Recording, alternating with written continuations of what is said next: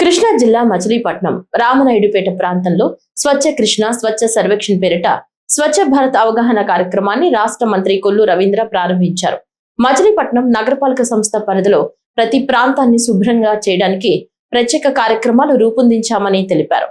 మచిలీపట్నంలో waste to wealth ప్రాజెక్టులో భాగంగా ప్రతిరోజు వచ్చే తడి చెత్త, పొడి చెత్త వ్యర్థాలను వేరు చేస్తూ వచ్చిన మట్టిని లోతట్టు ప్రాంతాలలో మెరక పనులకు ఉపయోగించడం జరిగిందని తెలిపారు. ప్రాసెసింగ్ చేసిన ప్రదేశాన్ని శుభ్రపరిచి 3 ఎకరాల స్థలంలో పార్కులు ఏర్పాటు చేస్తున్నామని, కేంద్ర ప్రభుత్వం పట్టణాభివృద్ధి శాఖ ద్వారా మౌలిక సదుపాయాల కల్పన కోసం 13 కోట్ల రూపాయలను కేటాయించడం జరిగిందని, ఆ నిధులతో డ్రైన్లను అభివృద్ధి చేస్తున్నట్లు తెలిపారు. కృష్ణా యూనివర్సిటీ ప్రాంతంలో 13 ఎకరాల స్థలంలో చెత్తను సంపదగా సృష్టించే కేంద్రాన్ని 8.6 కోట్ల రూపాయలతో యూనిట్లు ఏర్పాటు చేయడానికి నిధులను ప్రభుత్వం మంజూరు చేసిందని తెలిపారు.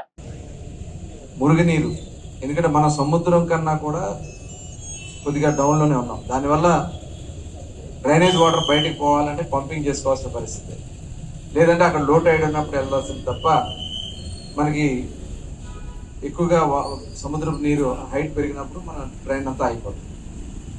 దానికి ఎలా చేయాలని మేనేజ్ చేయాలని దాని మీద ఒక ప్రణాళిక తయారు చేసుకున్నాం.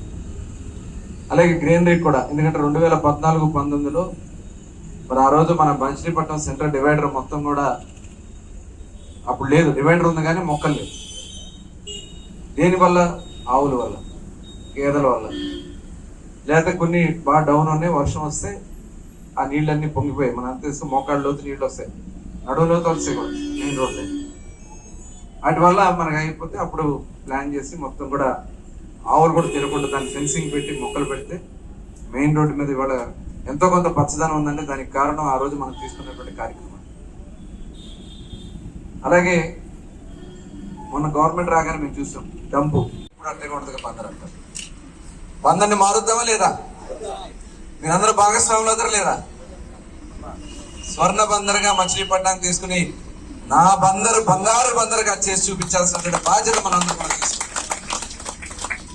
దానికి శ్రీకారం చుడదాం. నేను కూడా నా వంతుగా బాధ్యత తీసుకుని 2 కిలోమీటర్లు నేను చేయిస్తున్నా. మన రైల్వే ట్రాక్ దగ్గర నుంచి బందరకోట వరకు 2 కిలోమీటర్లు 2 పక్కల కూడా వరం తెప్పించి, మట్టి వేయించి, ట్రీ గార్డ్స్ పెట్టించి ఒక మోడల్ స్ట్రీట్ గా ఆ ఏరియాని చేయాలని ప్రయత్నం చేస్తున్నాం. మరి అలా అందరం కూడా భాగస్వాములై ఇది నాది, మన ఊరు, నా ఇల్లు అనే విధంగా మీరు కూడా ప్లాన్ చేయండి. వాళ్ళకి చాలా మంచి అవకాశాలు వస్తున్నాయి మన మచిలీపట్నానికి.